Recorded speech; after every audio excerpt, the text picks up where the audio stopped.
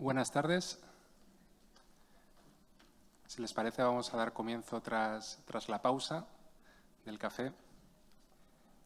En primer lugar, me gustaría agradecer, como no puede ser de otro modo, a EDEM por la fantástica organización de este congreso tan deseado, ¿no?, desde el 2019, que por razones bien conocidas y bastante desagradables, el COVID-19, pues no pudimos disfrutar de más congresos hasta la fecha. Por tanto, era muy esperado y me alegra enormemente ver que la asociación goza de tan buena salud por el éxito de asistencia, ¿no? Es una maravilla. Dicho lo cual, me gustaría aprovechar el pico de atención de la audiencia en estos primeros compases para compartir un dato, porque soy abogado, me gustan los números, y este dato creo que nos sirve para ilustrar lo que algunos ponentes de las primeras mesas han expresado con palabras, pero no con números, ¿no? Se hacía referencia de forma casi constante a las grandes inversiones que son necesarias en el marco de la transición energética. En concreto, una de las panelistas llegó a decir en términos literales que eran inversiones ingentes, ¿no? Entonces, siempre hay muchos números que se pueden manejar en este tipo de materias y de problemáticas, pero bueno, he seleccionado uno que creo que es bastante ilustrativo, ¿no? El Plan Nacional Integrado de Energía y Clima, aprobado por el Gobierno de España, aunque ahora está en fase de revisión, pero el plan que se aprobó hace 2 años, estima que las inversiones totales necesarias para lograr los objetivos fijados en el propio PNIEC son, entre el 2021 y el 2030, 241.000 millones de euros. 241.000 millones de euros, a razón aproximadamente de unos 25.000 millones de euros al año. Entonces,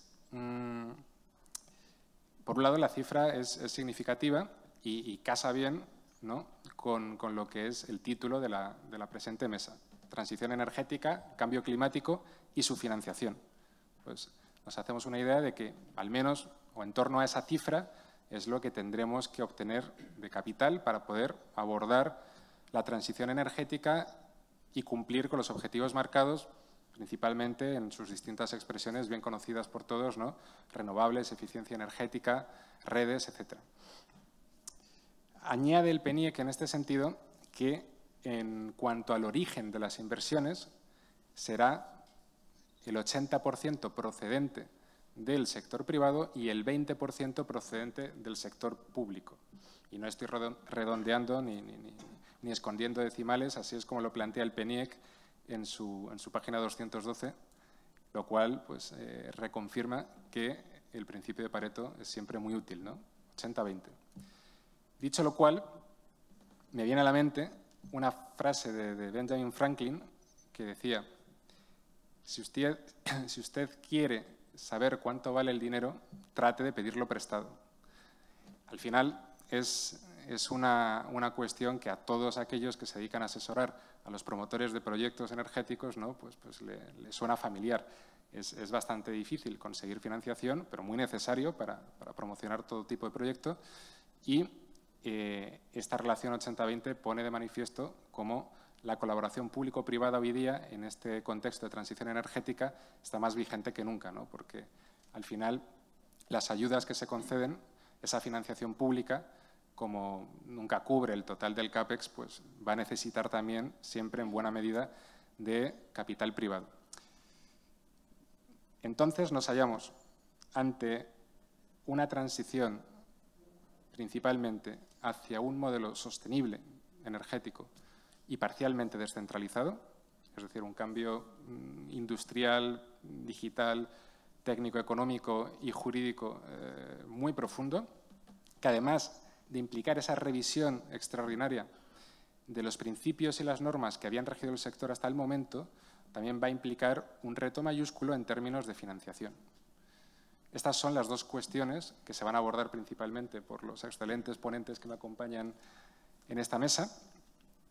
Y una vez puesto el toro en suerte, iré dándoles la palabra y presentándoles a cada uno según proceda su intervención. Y el orden va a ser, pues, por razones metodológicas deductivas, de lo general a lo concreto, comenzando por una exposición o una aproximación regulatoria a la transición energética, continuando por una visión de lo que implica el elemento de justicia en esta transición. Avanzaremos a la relación entre transición energética, cambio climático y financiación, para concluir con una exposición sobre el régimen jurídico de la fiscalidad energética y climática en el marco de la transición. Dicho lo cual, el primer ponente será el profesor doctor Antonio Fortes Martín, que me disculpe tanto él como el resto de ponentes por no poder, por razones de tiempo, citar todos sus méritos, que en los 4 casos son realmente extensos y brillantes, pero voy a ir a los esenciales. El profesor Antonio Fortes Martín, pues, es profesor titular acreditado a catedrático de Derecho Administrativo de la Universidad Carlos III de Madrid, director ejecutivo de la Revista General de Derecho de los Sectores Regulados, editada por Justel, vocal evaluador de la ANECA y de la Agencia Estatal de Investigación y, entre otros méritos, miembro del Comité Científico de diversas revistas internacionales y nacionales de su disciplina, así como de diversas redes científicas en las que desarrolla tareas de evaluación y consultoría, principalmente en materia de medio ambiente, transporte y movilidad. Es tu turno, Antonio. Muchas gracias. Buenas tardes. No nos sobra el tiempo, pero quiero hacer una primera mención de gratitud a la Junta Directiva de AEDEN, profesor Íñigo del Guayo, Nuria Encinar, Vicente López Ibor y, por supuesto, también en su doble faceta Junta Directiva, el comité organizador, la profesora Elisenda Malaret, y a los compañeros que nos han acompañado de la Universidad Pompeu Fabra por acogernos. El reto es un congreso sobre nuevos retos de la seguridad. El nuevo reto para mí supone, cuando se me ofreció la posibilidad de participar, que para mí es un gusto, es intentar abordar 2 vocablos o 2 términos de los que se ha hablado mucho y de los que o no podemos decir nada, porque efectivamente este es el marco general y a lo mejor la intervención sobra, o nos podríamos, no por la capacidad del ponente en este caso, pero de los que nos podíamos estar hasta las 10 de la noche. Por tanto, lo que voy a intentar es compartir con todos ustedes un intento de desentrañar cuál es el marco conceptual / regulatorio y, sobre todo, compartir también un intento de caracterización y categorización jurídica. Se ha hablado también esta mañana, somos una mesa de académicos, es la necesidad de dogmatizar o de establecer categorías. La transición energética, junto a la digitalización y junto a la economía circular, han pasado a constituir los nuevos pilares del sistema económico climático. Y el hecho de la transición energética alumbra como algo nuevo, pero no es tan reciente como nos pudiera parecer. Ya un reglamento europeo, el Reglamento 2010-617, de 24 de junio, nos habla de la transición energética. Por razones de tiempo no voy a ir detallando, sino que quiero llegar al final de la intervención, donde ya les adelanto, intentaré hacer una aproximación a algo que ya conocemos todos, pero como se ha enfocado jurídicamente la conjunción de la transición energética y el cambio climático en la propia ley estatal. Rápidamente, el mantra de la transición energética se ha extendido entre todos nosotros como un nuevo grial, como un flagship, como una policy making area, y, a mi juicio, después de darle vueltas, pues, ¿por qué no? Podríamos pensar que estamos ante una nueva suerte de neologismo jurídico.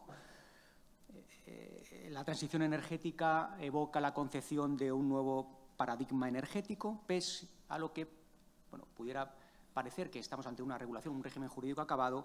Lo más paradójico resulta es que no hay una caracterización jurídica precisa y acabada de la transición energética. No lo encontramos ni en el Acuerdo de París, no lo encontramos ni en el Pacto Verde Europeo, no lo encontramos ni en la propia Ley Europea del Clima, ni lo encontramos en el, ya también mencionado a lo largo del día de hoy, el paquete de medidas legislativas del Fit for 55, donde se alude a la transición ecológica. Nos podríamos plantear, no tenemos tiempo, transición o transformación, y luego adjetivada como energética, ecológica o climática. Lo que está claro es que la transición energética parece revestida jurídicamente con una evidente funcionalidad y capacidad recuperativa, de recuperación económica, climática y energética, pese a que los instrumentos jurídicos tendentes a la recuperación económica en el escenario post-COVID pues tampoco ofrecen una caracterización jurídica clara de la misma. En concreto, podemos citar, por ejemplo, el artículo 3 del Reglamento Europeo por el que establece el mecanismo de recuperación y resiliencia, que incluye, como todos saben ustedes, 6 pilares, ninguno de ellos referido a la transición energética. Se habla de transición ecológica, se habla de transformación digital, se habla de crecimiento inteligente, sostenible, integrador, de cohesión social, territorial, pero no de transición energética.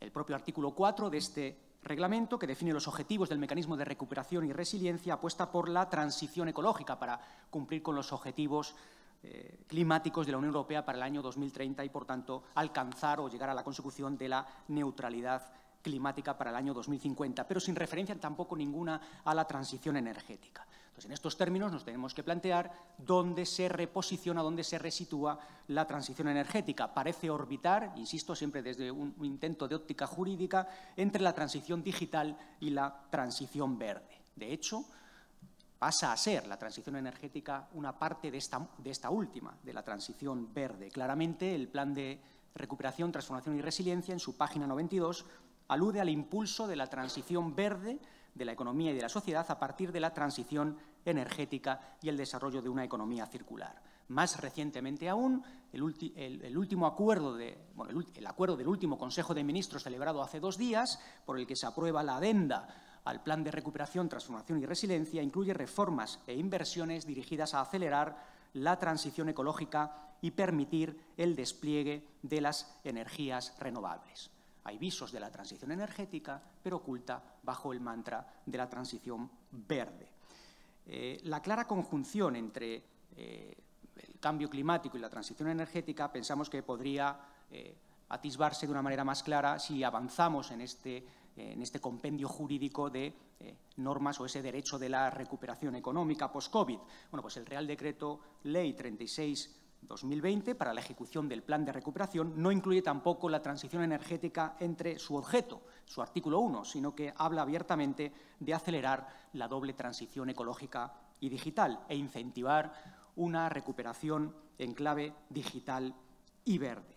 De hecho, el artículo 12 de este propio Real Decreto Ley 36/2020 contempla como ejes transversales, como todos ustedes saben, la transición ecológica, la transformación digital, la igualdad de género, la cohesión social, económica y territorial, pero de nuevo sin que haya una enunciación expresa a la transición energética. Hay que esperar al acuerdo del Consejo de Ministros de 27 de abril del 2021, por el que se aprueba el propio Plan de Recuperación, para que, sobre la base de esos 4 ejes de trabajo, se definan las 10 políticas palanca, siendo la tercera de ellas expresamente la de transición energética justa e inclusiva.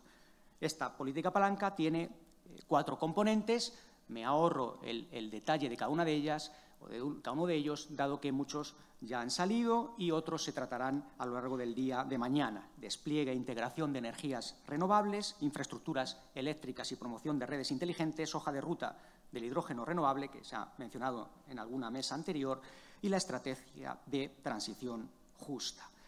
Es verdad que, por tanto, la transición energética, por fin, conseguimos conformarla como un fin en sí misma, pero también emerge con una funcionalidad transversal como medio de tracción al servicio de otras políticas palanca del propio Plan de Recuperación. Se ve claramente, por ejemplo, en la política palanca cuarta, una administración para el siglo XXI, donde se postula una modernización de la administración pública basada en la digitalización de los servicios y en el funcionamiento de la administración pública, junto a la transición energética de la infraestructura y del parque público.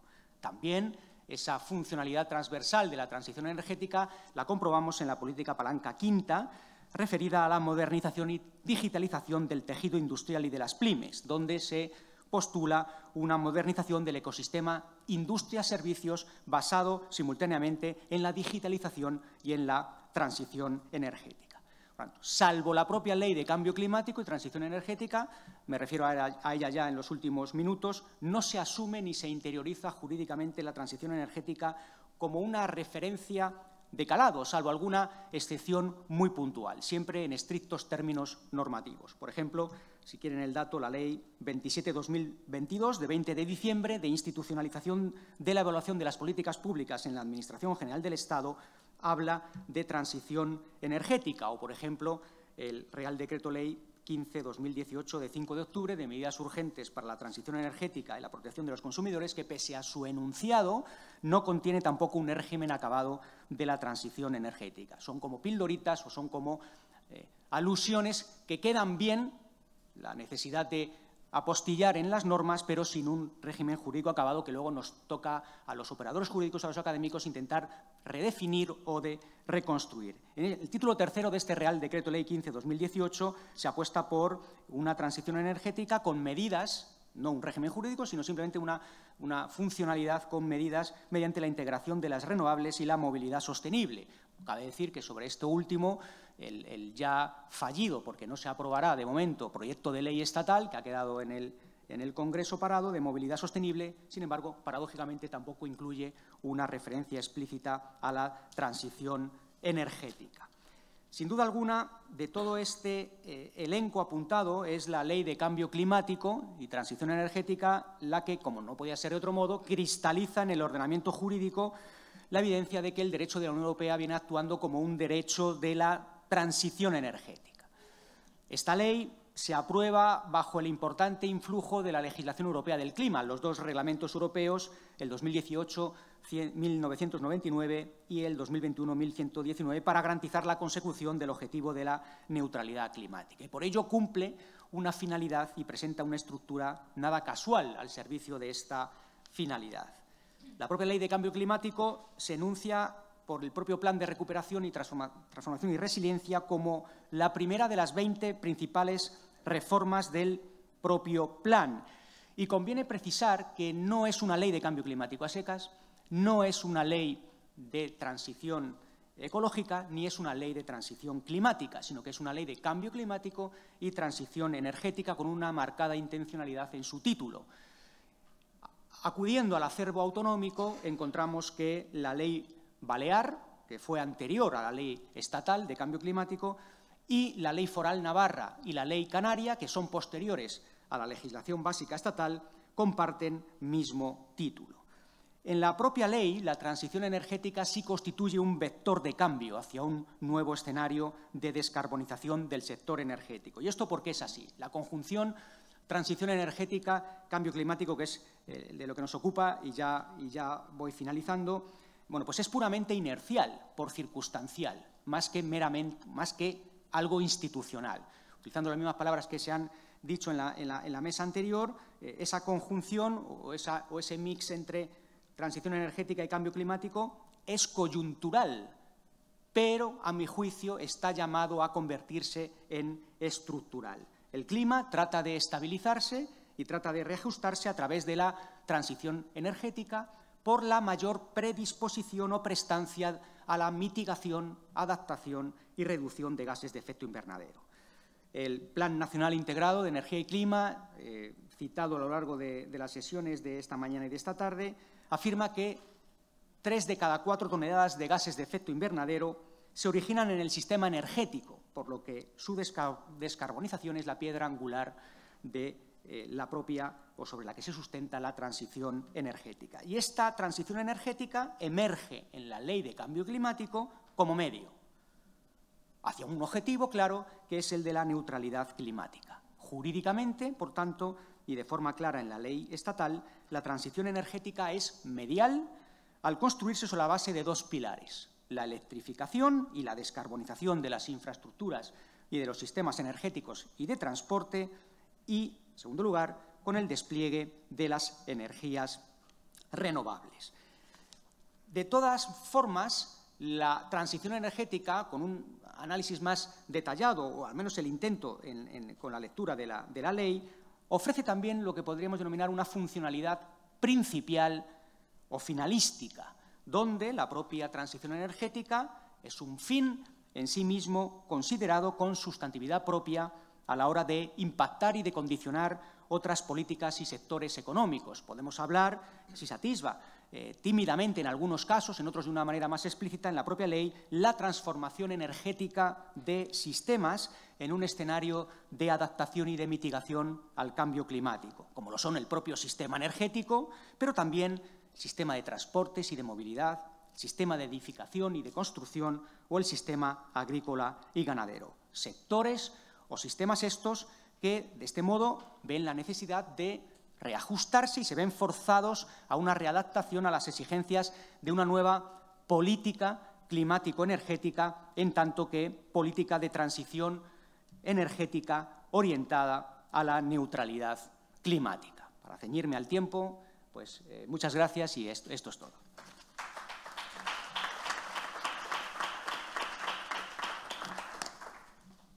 Muchas gracias, Antonio, por tu brillante exposición y por adaptarte al tiempo del que disponemos.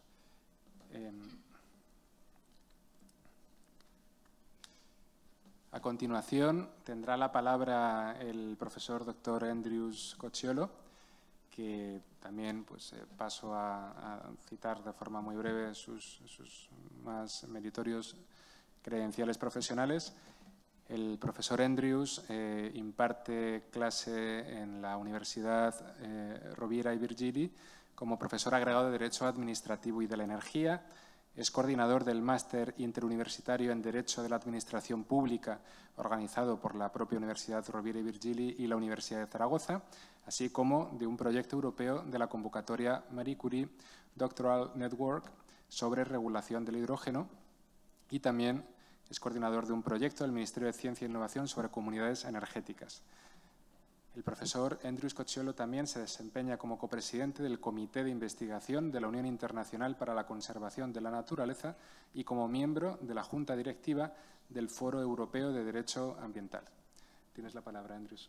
Muchas gracias, Ignacio. Buenas tardes a todos y a todas. Y, en primer lugar, no quiero sustraerme tampoco al placer de agradecer la Junta Directiva de EDEN y el comité organizador de este congreso por brindarme la oportunidad de participar en este evento tan prestigioso. Bien, el tema que tengo asignado es la transición justa. Y sobre transición justa podría repetir lo que claramente ha dicho el profesor Butler, ¿no? Se trata de repartir costes y beneficios. Se trata de repartir costes y beneficios de una manera equitativa en los procesos de transición energética. Y como acaba de decir el profesor Fortes, esta es una cuestión extremadamente compleja en nuestro contexto social, ecológico y geológico. Y este último aspecto quisiera subrayarlo, porque nosotros vivimos en una nueva época geológica que es el Antropoceno. Y si vamos a leer el último reciente artículo publicado el 31 de mayo en Nature, Safe and Just Planetary Boundaries, un estudio liderado por el profesor Rockström y otras decenas de científicos mundiales, veremos la preocupante situación de que hemos superado 7 de 9 límites planetarios. Y esto no es una mera cuestión científica, porque impacta las condiciones de estabilidad en nuestro planeta y, por lo tanto, a la organización del poder público, a la organización de las sociedades y, por lo tanto, también a nuestras categorías jurídicas. Por lo tanto, algo tendremos que hacer y quizás tenemos que ser cautos y no asumir que determinados cisnes negros sean puramente coyunturales. Lo eran hace 50 años en otra época geológica. Ahora veremos escenarios muy inciertos. En estos escenarios inciertos estamos desplegando programas de transición ecológica en cuyo núcleo esencial está la transición energética justa. Pues para abordar la cuestión yo creo que será útil hacerlo desde 3 perspectivas. La primera, la de su desarrollo desde la esfera política a aquella jurídica de la regulación.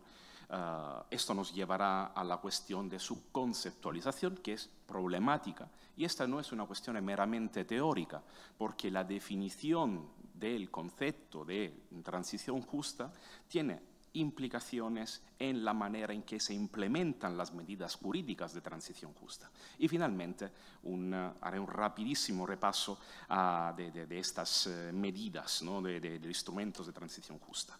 Bueno, en primer lugar, la cuestión del desarrollo y su progresiva juridificación. La transición justa es un concepto, es una idea con una naturaleza intensamente política, surge a partir de los años 80 en las demandas del movimiento sindical internacional, especialmente el International Trade Union Conference, que demanda defender los intereses y derechos de los trabajadores en los procesos de transición energética y de cierre de centrales. En esta época la cuestión era la dialéctica entre medio ambiente y empleo. Posteriormente se entiende que los empleos verdes eran una condición para que la transición energética tenga éxito. En la década posteriormente, en la década que va entre 2000 y 2010, hay una emersión internacional en todas las instancias de la idea de transición justa, que se afirma claramente en los trabajos de la Organización Internacional del Trabajo, y ahí tenemos las famosas directrices para la política de transición justa, y luego a nivel europeo y luego a nivel internacional no podemos olvidar que se habla de transición justa en el preámbulo del Acuerdo de París, ¿no? A nivel europeo, también el Pacto Verde Europeo atribuye una importancia fundamental a la transición justa. Por eso se ha articulado un mecanismo a nivel europeo para la transición justa, y este mecanismo se compone de 3 pilares. El Fondo de Transición Justa, el régimen de transición justa específico en el marco del programa InvestmentEU y el instrumento de préstamo para el sector público. Posteriormente, como se ha citado, la Ley Europea sobre el Clima, el Reglamento 2021, también incorpora en su texto articulado en repetidas ocasiones las referencias y la importancia de la transición justa, y en 2021 España, en la Ley de Cambio Climático y Transición Energética, dedica medida de transición justa en el título 6. Por lo tanto, la primera cuestión a subrayar es que se ha producido una progresiva juridificación de la idea de transición justa, que obviamente debemos celebrarlo porque nos brinda alguna solidez, ¿no?, para el despliegue de estos procesos, y no obstante también debe señalarse que esta juridificación no termina de captar toda la complejidad de los procesos de transición. ¿Por qué? Y paso al segundo punto. Porque, en mi opinión, la idea de transición justa que se ha ido construyendo en el mainstream internacional, que está cambiando y que se aplica en los marcos nacionales y en nuestro ordenamiento, es limitada. Es limitada y se aleja del concepto más amplio de justicia energética. Creo que la idea de transición justa debería escribirse en el marco conceptual más amplio de la transición energética, que ha sido ampliamente estudiado en doctrina, es muy aplicado. Recordaré solo, entre otros, entre muchos, del profesor Efron, ¿no?, que habla de las 3 dimensiones de la justicia energética: distributiva, procedimental y de justo reconocimiento. Problemas que tenemos con la transición justa y la justicia energética. Problemas de, como decía, de alejamiento, de desacoplamiento de 2 cuestiones teóricas y prácticas que deberían estar muy cercanas, y segunda, cuestiones de indefinición. Indefinición que vemos claramente en la Ley de Transición Energética de Cambio Climático, pues no tenemos una definición normativa de qué es la justicia energética, y no tenemos tampoco principios y un contenido axiológico para la transición justa. Como decía, creo que transición justa debería asociarse en el marco más amplio de la transición de la justicia energética, de tal manera que la transición justa, pueda contribuir al desarrollo de un proceso de reforma y de transformación equitativo para la identificación de los instrumentos de intervención y de ordenación, para la determinación de cómo se debe actuar, quién debe hacerlo y quién debe sufragar los costes, no solo laborales, de la transición. Porque, como decía, en el mainstream internacional la transición justa se ha ido construyendo como una cuestión relativa a la workforce, a los aspectos laborales. Las recientes conferencias de las partes de la COP26 de Glasgow, la COP27 de Sharm el Sheikh, por primera vez dejan de hablar de transición justa vinculándola a la mano de obra. Se vincula de forma más clara a las cuestiones de equidad, a las cuestiones de los colectivos vulnerables, a la cuestión de la pobreza. Esto es muy interesante porque obviamente nos permite una capacidad de barrido para un instrumento que es muy necesario por las razones que diré ahora de la forma más rápida posible. Pues muy importante, decía, el instrumento de barrido. ¿Por qué? Porque las políticas, las medidas de transición justa, aunque la nueva doctrina internacional nos permite de vislumbrar también nuevos deberes y obligaciones interestatales, lo importante es que se sitúan en la dimensión intraestatal y concretamente de las comunidades de los territorios afectados por los procesos de transición energéticas. No solo la transición energética provocada por el cierre de centrales térmicas, obviamente sí, pero también hay otros problemas. Yo esta mañana veía un tweet en el que una plataforma para la defensa del territorio presentaba una imagen postapocalíptica con aerogeneradores. Pues tenemos un problema si estamos viendo que hay resistencia local a las instalaciones de energías renovables. Porque determinadas colectividades, determinadas comunidades, determinados territorios consideran injusto la instalación de estas infraestructuras. Y esto es un problema de justicia. Y necesitamos, por lo tanto, marcos jurídicamente ordenados para abordar esta clase de problemas. ¿Qué tenemos? Tenemos el artículo 27, 28 y 29 en la Ley de Cambio Climático y Transición Energética, que os diré inmediatamente que no cumplen con esta función ampliada que se está abriendo a nivel internacional, pero que nuestro legislador no ha introducido. Pues el artículo 27 regula la estrategia de transición justa que era preexistente a la propia ley, la ley del 21, la estrategia del 2020, y de hecho el legislador lo que hizo fue el corta y pega de la definición normativa, de la definición de la estrategia de transición justa dentro de la ley. La estrategia decía, la estrategia será regulada en la próxima ley y la ley lo que hace es copiar aquello que está en la transición. Ahí se acaba la regulación. El artículo 28 introduce una figura, un instrumento innovador, que es aquello de los convenios de transición justa, y el artículo 29 no tiene razón de estar en el capítulo sexto, sobre el cierre de centrales del carbón, pero bueno, podía estar en otro lado. Entonces, instrumento programático, la estrategia de transición justa tiene una función de intermediaria entre la legislación y la ejecución mediante la creación de un marco para la actividad administrativa, no tiene naturaleza de disposición de carácter general, es soft law y por suerte lo es porque me gustaría que tuviese una regulación mucho más acabada porque se menciona la participación de las comunidades autónomas en la elaboración de la estrategia de transición justa, pero no se explica cómo. Y eso no es un detalle menor. Lo cierto es que las comunidades autónomas tienen importantes competencias en materia que impactan en la transición relativa a las cuestiones laborales y, por lo tanto, se salva de esta manera por no tener fuerza vinculante. Los convenios de transición justa son herramientas no desconocida en el derecho administrativo, de hecho su regulación general es aquella que encontramos en el capítulo 6 de la Ley 40/2015. No son exactamente convenios que podríamos calificar de ambientales, pues tienen una finalidad esencialmente sociolaboral, pero creo que tienen una naturaleza híbrida en la medida en que no podemos olvidar en ningún momento que se regulan en el marco de la Ley de Cambio Climático y Transición Energética, cuyo objetivo fundamental es cumplir con los objetivos del Acuerdo de París y, por lo tanto, hay una cuestión ambiental, ecológica subyacente que de ninguna manera se puede soslayar.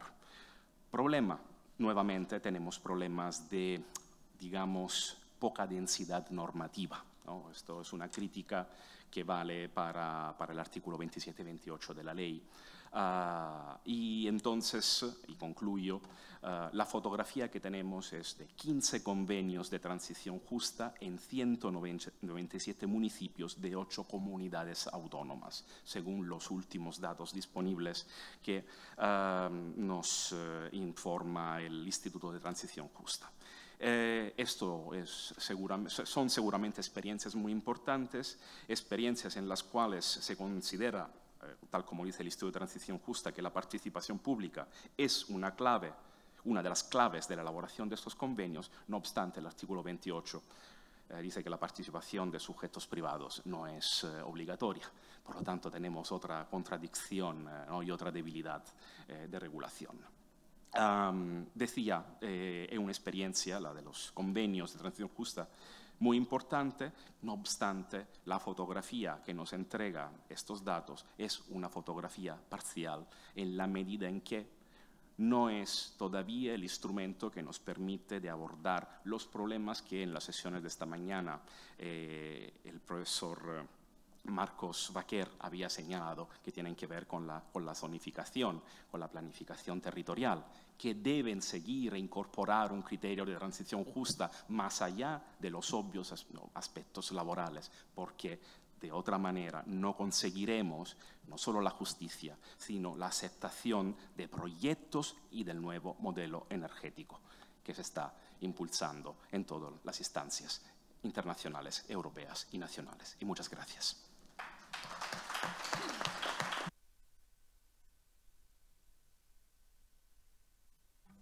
Muchas gracias, Andrews, tanto por tu interesante reflexión como por adaptarte igualmente al tiempo concedido. Qué interesante además, ¿no? el plantearnos la transición justa no únicamente como una expresión de justicia energética, al igual que antaño era la justicia ambiental, ¿no? Una resolución de controversias judicialmente en lo que se refiere a medio ambiente, ahora en este caso energía, sino como una verdadera proyección de la justicia como valor superior del ordenamiento jurídico, ¿no?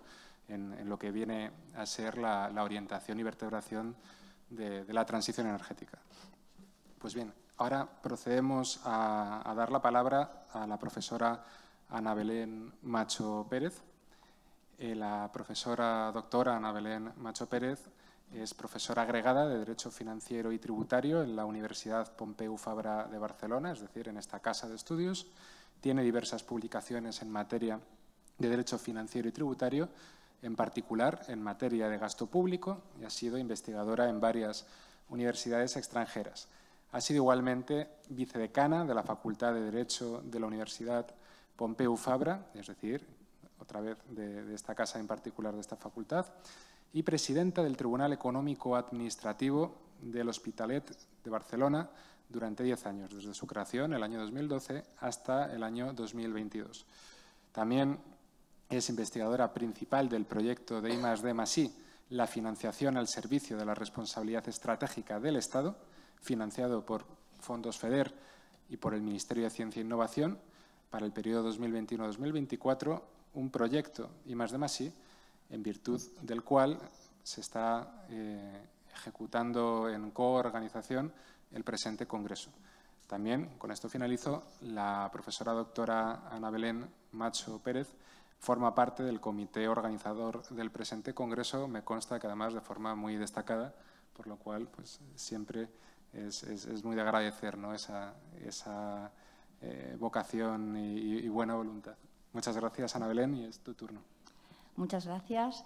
Bien, gracias a todos. La verdad es que la hora es tan avanzada que en 10 minutos deberíamos estar en el cóctel, pero voy a intentar ser lo más breve posible. Muchas gracias por la asistencia. Reitero la bienvenida que nuestra decana ofrecía esta mañana a esta facultad y quisiera agradecer a todos, ponentes, patrocinadores, a la Asociación Española de Derecho a la Energía, con la que ha sido un auténtico placer trabajar, doctora Malaret, doctor Del Guayo, doctor Barlet, doctor López Ibor, a quien no veo, pero en fin, un auténtico placer, muchas gracias. Sin más dilación, yo había realizado una presentación, pero no creo que nos dé ni tiempo. Fijaos que En fin, voy a intentar controlar. El tema de la ponencia es muy amplio, financiación y gasto climático, ¿no? Y entonces hay que contextualizar. Había una primera cuestión que os quería comentar, que es el tema de las crisis sucesivas acaecidas en lo que va del siglo XXI y cómo esto, qué distintas respuestas ha tenido la Unión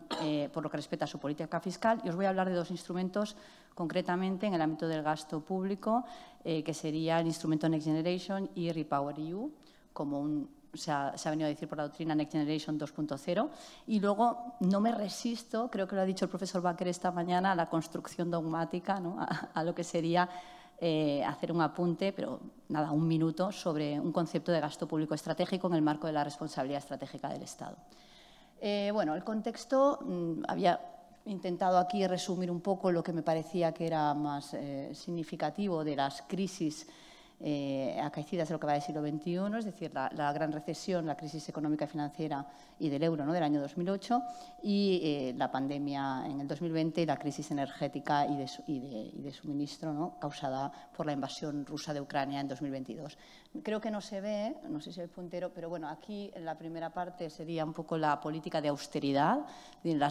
Las dos líneas de la tabla intentaba reflejar, ¿no?, por un lado lo que es el ámbito de la disciplina presupuestaria, los límites al déficit y a la deuda, y por otro lado el tema del gasto público. Y claramente la respuesta de la Unión y por tanto también de los Estados ante la crisis de 2008 fue aplicación estricta, ¿no?, una férrea aplicación de la disciplina presupuestaria y una reducción significativa del gasto público. Todo lo contrario a lo acaecido tras la pandemia. Y posteriormente también se mantiene esa misma política fiscal expansiva tras la crisis causada por la invasión rusa de Ucrania.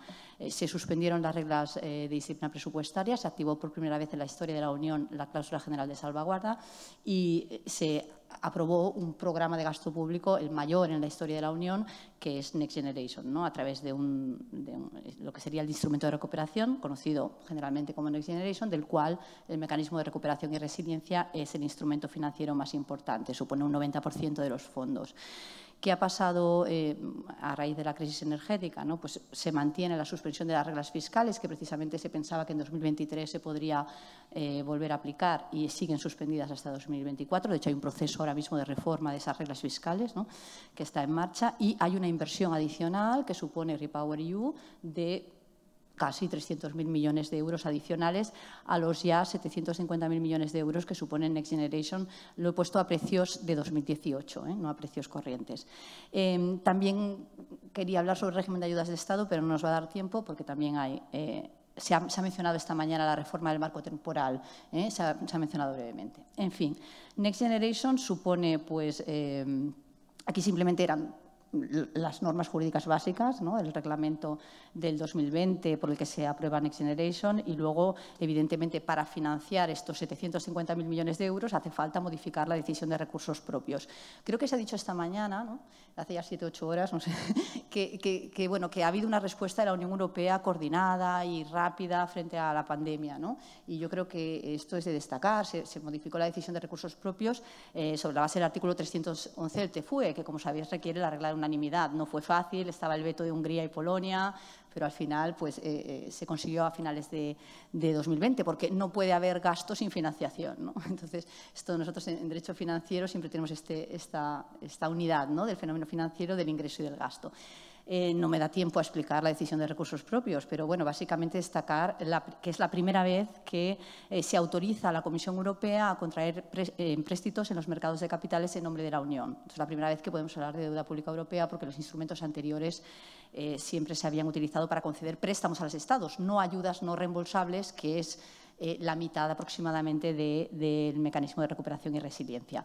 Bueno, el mecanismo se aprueba, aquí os pongo un poco el fundamento jurídico, ¿no?, que también se ha mencionado esta mañana, ¿no?, la importancia del artículo 122 del TFUE, ¿no?, de la idea de la solidaridad como fundamento legal para estas medidas que se están adoptando y que yo creo que se van a adoptar también en el futuro. Y aquí os pongo, ¿no?, el 311 por lo que respecta a la financiación del presupuesto de la Unión y el 175 en su parágrafo 3 por lo que respecta al mecanismo. No tengo tiempo. El mecanismo consiste una parte en ayudas no reembolsables y otra parte en préstamos concedidos a los Estados. El principal objetivo del mecanismo de recuperación y resiliencia es financiar la doble transición ecológica y digital, que tienen que ir acompasadas, tienen que ir de la mano, lo ha explicado el profesor Fortes también, ¿no?, cuando hablaba de cómo la transición energética hay que delimitarla jurídicamente y cómo se puede insertar en la transición ecológica. Y el reglamento del mecanismo exige que al menos un 37% de la inversión de los respectivos planes nacionales de recuperación y resiliencia que deben aprobarse, y España lo aprobó en julio de 2021 para poder recibir los fondos, al menos un 37% tiene que destinarse a la transición ecológica. El plan español destina un 40%. A destacar que el pago se realiza por tramos, es decir, solamente se reciben los fondos si se van cumpliendo con los hitos y objetivos previstos en el respectivo plan.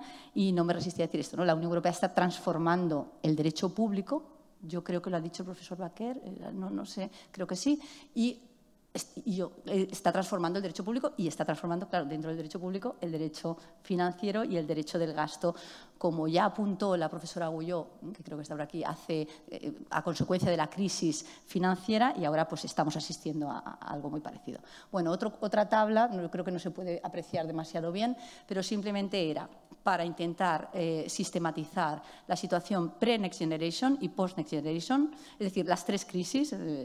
Sabemos que antes de la pandemia, creo que esto es algo que también se ha dicho esta mañana, ¿no? Hacía falta, creo que, no sé si lo ha dicho Marina Serrano, hacía falta una invasión de Ucrania por Rusia y para darnos cuenta de la dependencia de los combustibles fósiles, etcétera. Hacía falta una crisis de suministro para ello, hacía falta una pandemia para reforzar el poder financiero de la Unión. Pues parece que desgraciadamente sí, ¿no?, porque no se ha visto nunca un reforzamiento de este calado, tanto en la vertiente del gasto como en la vertiente del ingreso, ¿no? O sea, a veces dicen que las crisis generan oportunidades. La terrible crisis, es decir, ha supuesto algo que ha sido un avance en este sentido, ¿no? Bien, simplemente quería mostrar cómo todos conocemos la asimetría, ¿no?, que caracteriza la Unión. Es una unión monetaria sin competencias fiscales propias. Esto yo creo que es un elemento muy importante que caracteriza, o que desde el punto de vista del derecho financiero tenemos muy presente, pero en cambio siempre ha tenido un presupuesto muy limitado, tanto cuantitativamente como cualitativamente. Es una característica que va ligada un poco al tema de las competencias y, por ende, un poder de ingreso también muy limitado. Es decir, si el gasto es limitado, pues el ingreso también lo es, ¿no? Sin deuda pública europea propiamente dicha y sin recursos propios genuinos, porque la Unión, los recursos que tiene proceden de transferencias de los Estados miembros, es decir, la renta nacional bruta, el IVA, que es un recurso de los Estados miembros, es decir, la renta de aduanas, etcétera. ¿Qué pasa tras la pandemia? Pues que el presupuesto de la Unión prácticamente se duplica, ¿no? Next Generation no se integra en el presupuesto de la Unión, pero conjuntamente prácticamente supone el doble. Y, muy importante, el mecanismo de recuperación y resiliencia refuerza el poder que tiene la Comisión Europea para dirigir la acción de los Estados hacia los objetivos estratégicos de la Unión. Que esto es una idea a mi juicio muy importante, porque refuerza lo que no se había podido conseguir de una forma tan efectiva con el semestre europeo, ¿no? Y esto, pues, evidentemente, es un cambio importante. La decisión de recursos propios de la Unión, que se aprobó en diciembre de 2020, deroga la decisión de 2014. Como digo, la gran novedad, deuda pública europea para financiar el componente concesional de Next Generation. Me refiero a las ayudas no reembolsables, dinero que los Estados no van a tener que devolver, porque la otra parte, préstamos, lo devuelve al mismo tipo de interés al que se endeuda la Unión. También quería destacar que un 30% de Next Generation se tiene que financiar con bonos verdes. En febrero de este año se ha llegado a un acuerdo para la creación de bonos verdes europeos, y esto es un tema importante por el Congreso que hoy nos ocupa especialmente. Y, bueno, la principal fuente de financiación es deuda pública europea, pero también se va buscando nuevos recursos propios de una forma muy lenta, a veces sin calificarlos como impuestos propiamente dichos, para evitar la regla de la unanimidad. En fin, la decisión de recursos propios contempla algunos y hay una hoja de ruta, una hoja de ruta para el periodo 2021-2026, por el que se espera progresivamente ir ampliando este poder fiscal de la Unión, de una forma muy limitada y muy cautelosa, ¿no? ¿Qué ha supuesto la situación actual, ¿no? Es decir, la crisis energética? Pues, bueno, la aprobación de REPowerEU, que busca conseguir esta autonomía estratégica de la Unión. No me detendré aquí, se ha hablado de independencia de la Unión en este ámbito, y también yo diría que de futuro se piensa en autonomía estratégica, creo que también se ha mencionado en los ámbitos de la agroalimentación, industria, defensa, sector digital, ¿no?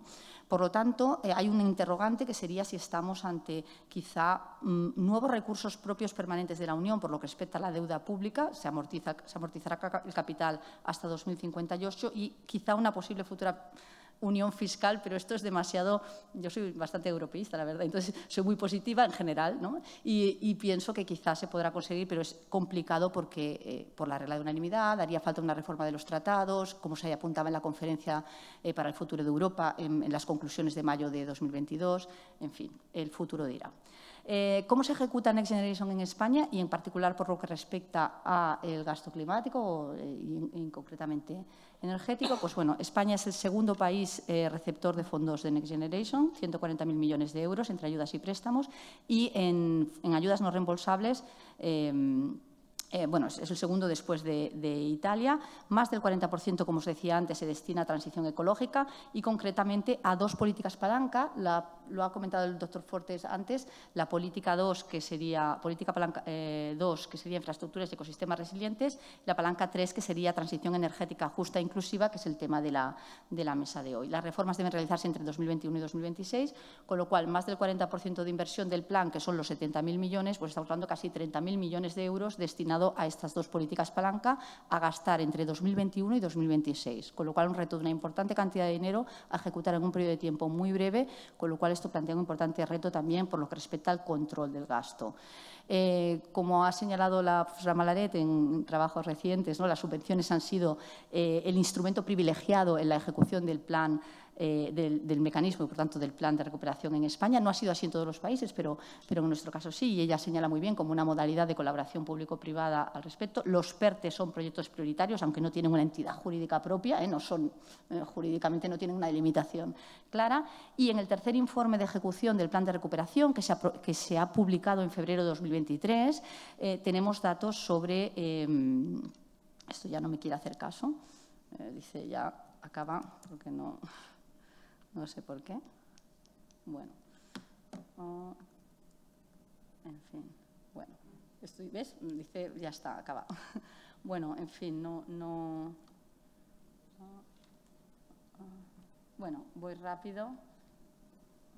Os quería enseñar un poco cómo se ha ido ejecutando esto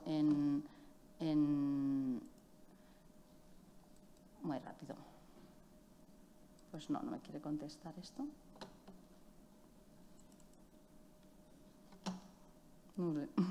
Se ha cansado de mí. La transición ecológica, bueno, pues lo que os decía, lo que se ha destinado a las dos políticas palanca, a infraestructuras y ecosistemas resilientes y transición energética.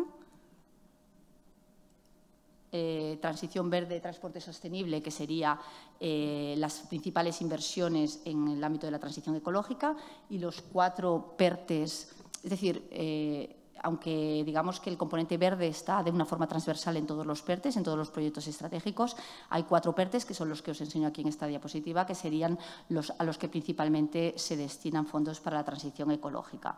REPowerEU, como os digo, tiene su origen en la comunicación de la Comisión de mayo de 2022. Ya se ha hablado de él. El EVA refuerza el paquete legislativo Fit for 55 y el reglamento del 2023, es decir, el reglamento de 27 de febrero de 2023, modifica, entre otras normas, el reglamento del mecanismo de recuperación y resiliencia y determina que tengan que incluirse los capítulos de REPowerEU en los planes de recuperación y resiliencia de los Estados. Por lo tanto, España lo que está haciendo, ¿no?, es incorporar esta normativa, es decir, para poder obtener esta financiación adicional, tiene que incluir los capítulos de REPowerEU, y lo que ha hecho España está en proceso de elaborar esta adenda al Plan de Recuperación, Transformación y Resiliencia, y el pasado 6 de junio, es decir, hace 2 días, se aprobó en Consejo de Ministros el documento final, que los próximos pasos es que tenga que ser evaluado por la Comisión y el Consejo antes de su aprobación definitiva. definitiva. Con lo cual, aquí os quería mostrar un poco cómo se refuerza. Estamos como en una fase 2, o sea, plan de recuperación 2.0 también como consecuencia de REPowerEU. ¿Cómo se ha transformado esto? Pues yo creo que ya no tengo tiempo. Os quería explicar justamente cómo podemos hablar de un concepto de gasto público estratégico. Lo ha explicado muy bien también la profesora Hancher esta mañana, cuando hablaba de la importancia de la Ley de Reducción de la Inflación de 2022 en Estados Unidos, ¿no? Y de cómo esto ha hecho que la Comisión Europea apruebe el Plan Industrial del Pacto Verde y reforme el marco temporal. Y, de hecho, estos beneficios fiscales que suponen estas leyes son gasto fiscal. Y yo os quería explicar un poco, pero será en otra ocasión, ¿no? Cómo en nuestro proyecto estamos un poco reflexionando sobre este paso del Estado regulador, Estado garante, Estado social a un Estado estratégico, ¿no? Estamos en esta construcción conceptual. El gasto tiene que estar orientado a objetivos. O sea, lo relevante es que ya no tenemos una orientación, evidentemente todo el gasto público tiene que estar destinado a satisfacer necesidades colectivas, ¿no? Pero la idea es que lo situamos en una fase de producción legislativa, es decir, no es solo ya un principio de especialidad presupuestaria, cuantitativa, cualitativa y temporal en el plano de la ejecución del gasto, sino también en el plano de la producción. Yo creo que esto es lo realmente novedoso y que supone avanzar hacia un control cualitativo del gasto. O sea, los principios constitucionales del 31.2, 135, yo creo que esto supone algo más. Os quería decir también que el gasto tiene que ser inclusivo y sostenible. Aquí también se ha hablado, no recuerdo muy bien, pero sobre la garantía de accesibilidad económica, asequibilidad. Yo os quería citar el artículo 20 del Pilar Europeo de Derechos Sociales. Creo que el profesor Enric Barlet ha hablado sobre el acceso a los servicios esenciales, ¿no? Es soft law, el Pilar Europeo es soft law, pero bueno, ahí está. Y gasto público sostenible. Y ahí os quería hablar del green budgeting, es decir, de los presupuestos de género. Perdón, aquí os quería citar informes del Tribunal de Cuentas Europeo muy relevantes en esta materia y presupuestos públicos orientados a objetivos. Presupuestos de género hace años que se aplican, pero este año es la primera vez que se publican los informes de alineamiento de los presupuestos generales del Estado con la transición ecológica en su dimensión verde. Es decir, estamos aplicando por primera vez de forma efectiva la presupuestación verde en España, el green budgeting, como un pilar fundamental para la sostenibilidad. Os quería explicar también que estamos realizando un estudio empírico, me estoy pasando, lo siento, una base de datos elaborada en ejecución del proyecto que estamos realizando para analizar cómo se están ejecutando los fondos europeos en España, a qué se están destinando, qué parte se está destinando a transición ecológica, transición energética, datos que extraemos del Boletín Oficial del Estado, del informe de ejecución del Plan de Recuperación, de los informes o el mapa de proyectos que publica la Comisión. En fin, las conclusiones no da tiempo y me despido con esto. Perdonad por haber abusado del tiempo.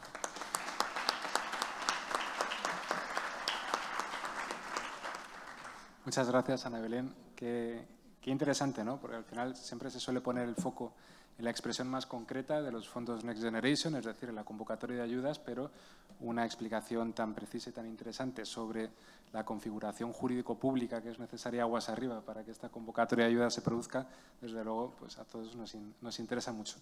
Y ya finalizamos la mesa con la intervención del profesor doctor Enrique Ortiz Calle, que es catedrático de Derecho Financiero y Tributario de la Universidad Carlos III de Madrid, fue becario de la Fundación Alexander von Humboldt, tuvo estancias de investigación postdoctorales longevas en el Instituto de Derecho Tributario de la Universidad de Münster en Alemania, es miembro desde su fundación en 1998 de la European Association of Tax Law Professors y entre sus principales líneas de investigación se encuentra la fiscalidad energético-ambiental, que es precisamente sobre lo que nos va a hablar ahora. Es tu turno, Enrique. Pues muchas gracias a todos y a todas. Me voy a ajustar al tiempo, hay poderosas razones para ello. Hay una mesa detrás, hay un cóctel esperando y además voy a hablar de impuestos, por lo tanto, todos me van a agradecer la brevedad. Pero no puedo, por supuesto, dejar de agradecer a la Junta Directiva de AEDEN, al comité organizador del Congreso y a la Universidad Pompeu Fabra, a la que vengo con mucho gusto y con mucha frecuencia y volver otra vez a Barcelona, para mí, yo me siento aquí como en mi casa y no es una fórmula de estilo, sino que es verdad.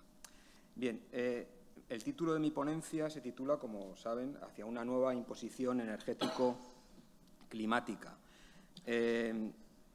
¿Hacia dónde debe ir la imposición energética o energético-ambiental o energética sin más? Pues hacia dónde debería ir es algo que es relativamente claro. Hacia dónde va a ir, yo no tengo ni idea. ¿Y por qué digo que hacia dónde debería ir es algo relativamente claro? Porque yo soy fiscalista, en la vida tiene que haber de todo, yo me dedico a los tributos y hay otros ámbitos de la fiscalidad donde hay un grado de disenso espectacular o muy marcado, ¿no? Es decir, la imposición patrimonial. El impuesto sobre sucesiones debe desaparecer, el impuesto sobre sucesiones es clave para la redistribución, o el impuesto sobre el patrimonio, la fiscalidad internacional. Hay opiniones, organismos internacionales, en la llamada pomposamente doctrina científica también hay opiniones para todos los gustos, en la imposición societaria. Sin embargo, en la fiscalidad ambiental hay un grado de consenso bastante acusado. Y, sin embargo, ese grado de consenso bastante acusado contrasta con lo poco que se ha avanzado en la Unión Europea y la situación, podemos llamar ciertamente calamitosa, en que se encuentra la fiscalidad ambiental en España. Entonces, ¿cómo puede suceder esto, no? Bueno, vamos a ver bueno, si estamos de acuerdo en lo que hay que hacer, ¿por qué no lo hacemos? Porque hay un consenso muy amplio en que los tributos, si están lo que se conoce como tributos verdes o ambientales, ecológicos, llamémoslo como queramos, pueden ser unos instrumentos, y subrayo esto, instrumentos económicos muy útiles para avanzar hacia una política energética, la que queramos. Claro, tiene que haber una política energética, porque estamos hablando de instrumentos. Eso sí que es un instrumento clarísimo, porque puede introducir incentivos que son muy útiles, están bien diseñados para minimizar los costes asociados a la transición ecológica, para promocionar el desarrollo y la inversión en tecnologías limpias. O sea, son incentivos económicos que, además, como dicen los economistas, hay evidencias, porque hay experiencias comparadas donde se demuestra que esto es así. Si queremos avanzar hacia una economía descarbonizada, la fiscalidad puede ser un instrumento. Pero, claro, esto hay que enmarcarlo dentro de una política pública. Es decir, si no hay una política energética en Europa o no hay una política energética en España, pues la fiscalidad irá como un pollo sin cabeza, porque no sabemos hacia dónde queremos ir. Si sabemos a dónde queremos ir, la fiscalidad puede ayudar, porque estamos en el ámbito de la extrafiscalidad. Los impuestos ambientales, esto es muy obvio, pero conviene recordarlo, no son un fin en sí mismo ni tienen una finalidad propiamente recaudatoria, sino que son instrumentos para, además que hay que adaptarlos a las situaciones económicas y tecnológicas de cada momento, instrumentos para avanzar en ciertos fines que son fines de ordenación. ¿Y por qué no se avanza? Bueno, si no se avanza en la Unión Europea, podemos decir, o se ha avanzado muy poco. Hay una propuesta dentro del paquete normativo del Fit for 55, hay una propuesta de revisión de la directiva de 2003 de fiscalidad energética, pero yo soy bastante escéptico que eso se vaya a aprobar en algún momento. En la Unión Europea podemos decir, bueno, claro, es que está la regla de la unanimidad y luego, claro, los tributos forman parte del núcleo de la soberanía, con lo cual hay una resistencia de los Estados digamos, a que le quiten ese juguete. ¿Por qué los tipos de gravamen en el IVA no están armonizados y no tenemos realmente, no se tributa siempre en origen, no hay un verdadero mercado interior? ¿Por qué? Porque al ministro o ministra de Hacienda de turno le gusta decir, pues voy a bajar el IVA, no sé qué, o lo voy a subir. Si le quitas ese juguete, pues se va a enfadar. Eso podríamos decirlo desde el punto de vista de la Unión Europea. Si lo hablamos desde el punto de vista ya más doméstico, nacional, esto vale para España y valdría para cualquier otro Estado, las razones son, evidentemente, porque los impuestos ambientales, y esto es verdad que tienen dentro del mercado político, se venden bien, ¿de acuerdo?, pero son un cuerpo extraño. Y en el libro blanco sobre la reforma tributaria, que es, aquí está la profesora Agulló, que fue una de las personas expertas que colaboraron en la elaboración de ese libro blanco de reforma tributaria que se publicó el año pasado, hay un capítulo de fiscalidad ambiental que me temo que va a acabar en el cajón del Ministerio de Hacienda, pero que realmente contiene propuestas que son muy valiosas. Pero claro, en ese libro blanco, un capítulo que tiene apenas 100 páginas, pero que es realmente, a mí me parece muy valioso, pues hace una visión realista y dice, claro, es que estos impuestos tienen que ir siempre acompañados de paquetes compensatorios. ¿Por qué? Porque los impuestos ambientales no tienen que ver nada con la justicia tributaria. Al contrario, se dan de cabezazos contra la justicia tributaria. Son generalmente regresivos y en el libro blanco, con mucha razón, se dice que hay que introducir paquetes compensatorios. Y además tienen otro problema, que es la incidencia que tienen o que pueden tener sobre la competitividad empresarial. Por tanto, esto hay que saberlo y puede estar un poco en la explicación de por qué, si queremos saber o sabemos hacia dónde debería ir, no vamos digamos, con el ímpetu que sería necesario. Bien, los objetivos que tendría que tener la Fiscalía en este sector, bueno, son básicamente fomentar la electrificación, la sustitución de los combustibles fósiles por electricidad de origen renovable, aunque ahora yo me he quedado con la duda porque 2 meses anteriores han dicho que lo de la electrificación no era la panacea y yo, claro, esto es ignorancia de uno, claro, que se dedica al tema fiscal y que dice, bueno, la electrificación, esto que me han contado, me ha dejado un poco preocupado. El fomento de la eficiencia energética y la reducción de los impactos ambientales negativos asociados a la generación eléctrica. Estos serían, digamos, los objetivos básicamente que habría que perseguir, ¿no? Así, resumiéndolo mucho por no pasarme del tiempo que tengo asignado. Si vamos al Fit for 55, que dentro de ese paquete normativo, como les decía, hay una propuesta de revisión de la fiscalidad energética, de la directiva que se ha quedado en buena medida obsoleta de 2003, pues se incide más o menos en la misma línea, ¿no? Dice, bueno, los combustibles más contaminantes, carbón, petróleo, gas, se tienen que gravar con tipos más elevados, hace una clasificación de mayor gravamen a menor gravamen, de tal manera que la tarifa más baja estaría para la electricidad, los biocombustibles, el biogás sostenible, etcétera, etcétera. Se grava más pues, los combustibles fósiles convencionales, el gasóleo, la gasolina, tal. Bueno.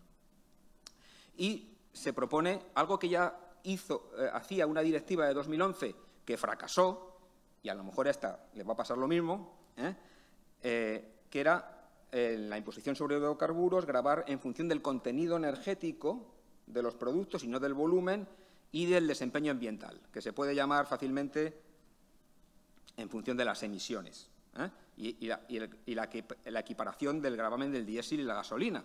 Pero si esto tímidamente se intenta hacer en España, pues ya tenemos a todo el sector del transporte encima, ¿no? ¿De acuerdo? Bueno, pues claro, porque la directiva de 2003, la que está todavía vigente, realmente el propósito ambiental lo pone en un plano muy secundario, ¿de acuerdo? Lo que le preocupa a la directiva de 2003 es básicamente que ese mercado interior imperfecto, ya me ha quedado claro también esta mañana que no hay mercado interior energético, ya eso lo tengo claro, cuando me vaya a Madrid tengo 2 cosas claras, que la electrificación no era tan buena como yo pensaba y que el mercado energético europeo no existe, pero bueno, lo poquito que haya de mercado interior, que los impuestos, digamos, energéticos no molesten mucho. ¿Y qué hace? Pues pone una tributación mínima, ¿de acuerdo? Y eso es a lo más a que están dispuestos los Estados a ceder.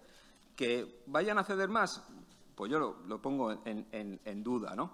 Claro, también propone algo que en principio todos podríamos decir, pero claro, vamos a chocar con el lobby de las compañías aéreas, que es gravar los combustibles de la aviación y el sector marítimo, el queroseno y el aceite pesado, grabarlo, que ahora están exentos. Hace más de 20 años, Suecia intentó en los vuelos domésticos gravar el queroseno y el Tribunal de Justicia de la Unión Europea no se lo permitió, ¿vale? Luego tampoco se va a distinguir entre los tipos de uso del combustible y la electricidad en función de que sea uso comercial o no comercial, profesional o no profesional, pero si esto lo hay determinados sectores que los vamos a tener en la calle, ¿eh? Los chalecos amarillos va a ser una broma alrededor de lo que puede montarse aquí, ¿de acuerdo?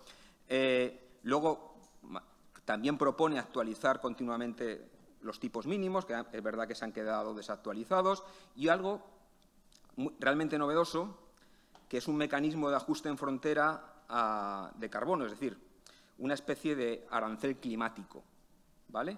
Que habría que coordinarlo con el régimen comunitario de comercio de derechos de emisión. Esa es más o menos la propuesta resumida muchísimo, que se contiene en el paquete normativo Fit for 55. ¿De acuerdo? Bueno, yo, como le digo, soy muy escéptico en que esto vaya a prosperar, pero a lo mejor me equivoco. Si descendemos al nivel nacional, pues también está más o menos claro lo que se debe hacer, ¿no?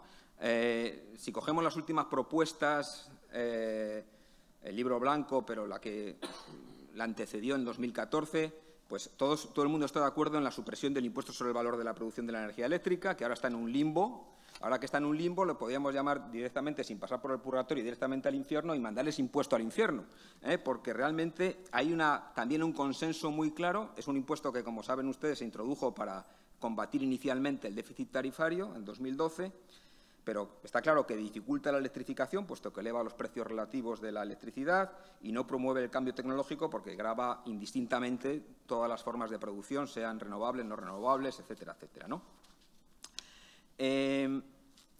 Algo sobre lo que también convendría reflexionar es la situación que aquí nos ha hablado poco o nos ha hablado de la energía nuclear, ¿no? La energía nuclear realmente, evidentemente, ahora mismo yo, visto desde fuera y sin tener ningún prejuicio ni a favor ni en contra de la energía nuclear, está sometida a una imposición realmente muy elevada, que no está justificada desde los puntos de vista de justicia tributaria, porque aquí lo que procede es repercutir sobre las compañías el coste, que es muy elevado, relativo a la gestión, almacenamiento de los residuos. Pero claro, es que se acumulan de manera un poco asistemática o bastante asistemática, pues las tasas de Enresa, vamos, de esta sociedad que que tiene encomendada la gestión y el almacenamiento de esos residuos, y dos impuestos que gravan el almacenamiento y la producción de combustible nuclear gastado de esa Ley 15/2012. Eso habría que darle una vuelta, ¿de acuerdo?, porque quizás exista una sobreimposición. Luego, en relación con el impuesto especial sobre la electricidad, pues también parece que está claro lo que habría que hacer, ¿no? Si queremos promover la electrificación, aunque hay que ponerlo aquí un poco en interrogante, y la eficiencia energética, que es, bueno, pues dejar de configurar la base imponible por referencia al impuesto sobre el valor añadido y hacerlo y tomar como referencia para el cálculo del impuesto la cantidad física consumida, ¿vale?, y así incentivar de forma más directa el ahorro y la eficiencia energética. De todas maneras, también hay cierto consenso en que los impuestos sobre la electricidad deben ser relativamente, o deben ser no muy elevados. Esto aparece en el libro blanco. ¿Por qué? Porque los impuestos sobre la electricidad son especialmente regresivos y, además, estamos de acuerdo, no sé, yo hasta ahora lo tenía claro, ahora ya no lo tengo tan claro, que debemos fomentar la electrificación. ¿Y por qué digo que son? Porque si uno se va a la encuesta de presupuestos familiares, el impacto regresivo de los impuestos sobre la electricidad es evidente, ¿no? Es decir, el gasto eléctrico de los hogares españoles desciende de una manera bastante acusada al incrementarse la renta. Por tanto, sería apropiado reducir los impuestos sobre la electricidad y, correlativamente, incrementar los impuestos sobre los combustibles fósiles. Y en el libro blanco, por ejemplo, se dice que el IVA es mejor no tocarlo. Es decir, ahora tenemos un tipo reducido y el impuesto sobre la electricidad también es reducido. Pero, bueno, ya me estoy pasando, me he pasado 5 minutos ya. Por lo tanto, esto está bastante claro. Dejo, digamos, porque es otro capítulo distinto y no tengo tiempo para meterme en ello, ¿qué debemos hacer con los impuestos autonómicos? Yo creo que hay un espacio fiscal también en materia ambiental a las comunidades autónomas, aunque sería necesario un cierto esfuerzo de coordinación, que habría que hacerlo por las vías que marca la Ley Orgánica de Financiación de las Comunidades Autónomas, porque tenemos más de 25 impuestos que afectan al sector eléctrico y energético y están muy descoordinados. Pero aún así yo creo que cierto espacio fiscal en materia ambiental habría que reservar también a las comunidades autónomas. Y en otra liga juega el gravamen temporal energético. ¿De acuerdo? Eso es cuestión aparte, porque, claro, este gravamen temporal energético, que es muy polémico, que ha sido objeto de un recurso de inconstitucionalidad, que seguro que terminará también en el Tribunal de Justicia de la Unión Europea, se supone que está vinculado a la contribución solidaria temporal, pero realmente tienen poco que ver, ¿de acuerdo? En cualquier caso, sería una medida temporal, así lo dice el reglamento de la Unión Europea que lo aprueba, esa contribución solidaria temporal. En el caso del régimen temporal energético no está tan clara esa temporalidad, ¿no? Bueno, me he pasado ya bastante tiempo. Me he limitado a apuntar 3 o 4 ideas muy básicas sobre hacia dónde deberíamos ir, hacia dónde vamos a ir. Esa imposición energética climática, pues yo no lo sé. Si alguien lo sabe, pues que me lo diga, que yo estoy encantado, porque realmente yo creo que hay mucho por hacer, pero que hay obstáculos institucionales y políticos también, ¿no? Que hacen difícil avanzar, ¿no? Y muchas gracias.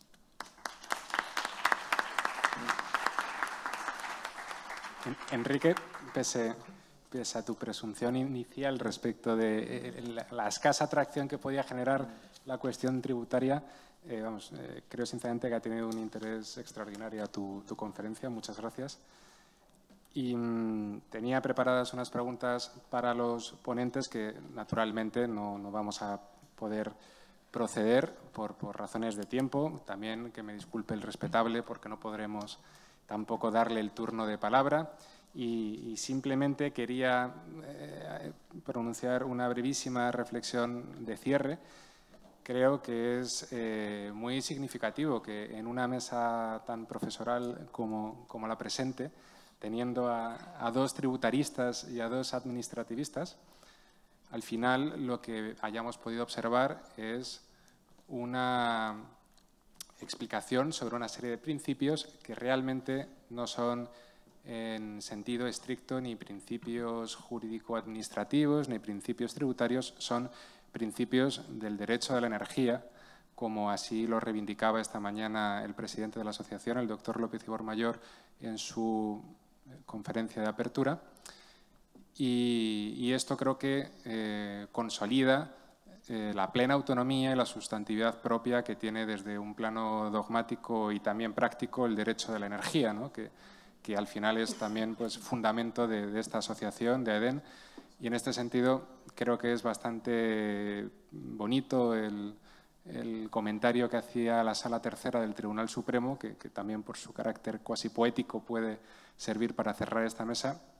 Decía en varias de sus sentencias que los principios son el oxígeno que respiran las normas y, por tanto, creo que el derecho de la energía reclama el reconocimiento formal de los principios que le son propios, porque el derecho de la energía necesita respirar.